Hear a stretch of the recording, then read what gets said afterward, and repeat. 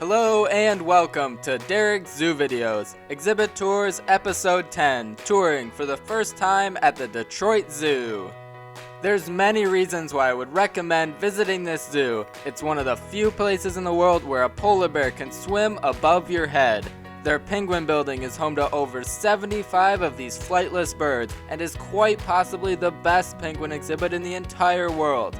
Elsewhere in the zoo, there's giraffes, rhinos, great apes, wolves, and a fantastic reptile building. Today we'll be kicking off our tours of this facility with the Asian Forest, one of the smaller areas of the zoo consisting of just 4 habitats, yet a few of them just happen to be some of the best exhibits in the entire zoo, and probably the best I've ever seen for their respective species. With the intro out of the way, let's get started.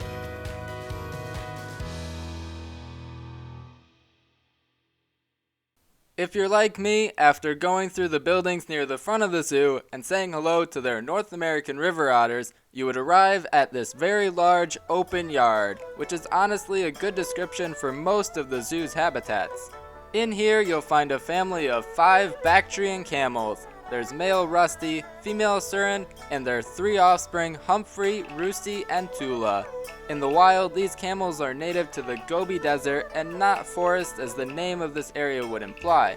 They are a very adaptable species able to withstand temperatures ranging from -20 to around 120 degrees Fahrenheit, which makes them a perfect species to be on display in Michigan year-round. The camels here don't live alone, as this yard is also home to a white-lipped deer from the Tibetan Plateau in China, as well as an elk. Although elk are more commonly associated with North America, and this individual is most likely of the North American variety, they can also be found spread throughout Central and Eastern Asia. To reach the next habitat, it is a bit of a hike, but it'll be worth the walk when you arrive at the Red Panda Forest. Opening in 2018, it took what was already a pretty good exhibit and transformed it into the best habitat I've ever seen for this very popular species.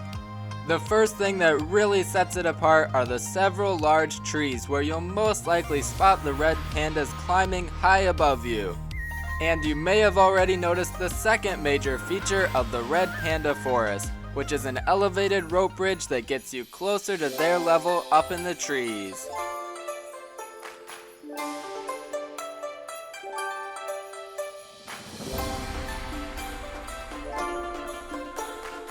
On the other side of the bridge is a second, very similar habitat that, like the first, can be viewed all around from the ground level. At the time of my last visit, this entire thing was home to just one male red panda named Ravi. Although with this setup, I would be surprised if that doesn't change soon. As you exit the rope bridge, straight ahead is our next destination, the Devereaux Tiger Forest. That in 2019 reimagined what was at the time one of the zoo's more outdated exhibits, quadrupling the space provided for the world's largest cat, the Amur Tiger. Like all the remaining species of tiger, the Amur Tiger is endangered, with only about 500 individuals left roaming the wilds of Far East Russia and Northeast China. The Tiger Forest opened with 3 individuals. Kisa, a female who recently passed, was born in 2003 and spent her entire 18-year life at the Detroit Zoo, as well as brothers Nikolai and Alexei, who were born at the Columbus Zoo. Alexei has since moved to another facility, while Nikolai remains in Detroit, where he was recently joined by a new female named Amelia, who came from Potter Park Zoo in Lansing, and I presume the zoo hopes the two will eventually become a breeding pair. Around the far end of the habitat is 2 sets of large glass viewing windows that span a combined 85 feet. One of which features a Land Rover that extends into the tiger's space. This is where you can potentially have a more close-up encounter with these big cats.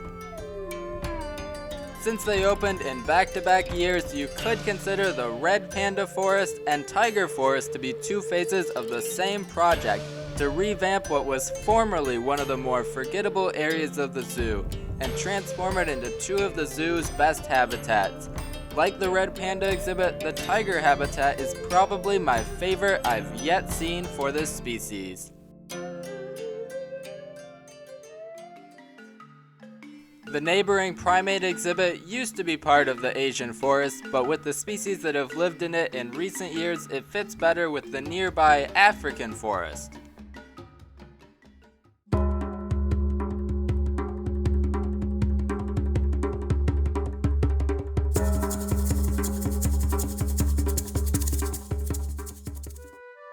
Our final stop is once again quite separated from the rest, and to reach it we must actually pass by the first exhibit of the African grasslands. This mock mountain is a playground for Japanese macaques. Also known as snow monkeys, this is one of the few primate species to not exclusively inhabit tropical regions.